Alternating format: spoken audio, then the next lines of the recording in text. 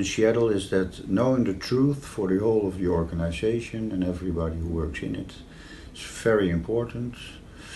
One of the reasons it's very important is because that way everybody knows where batching or shortage arises. So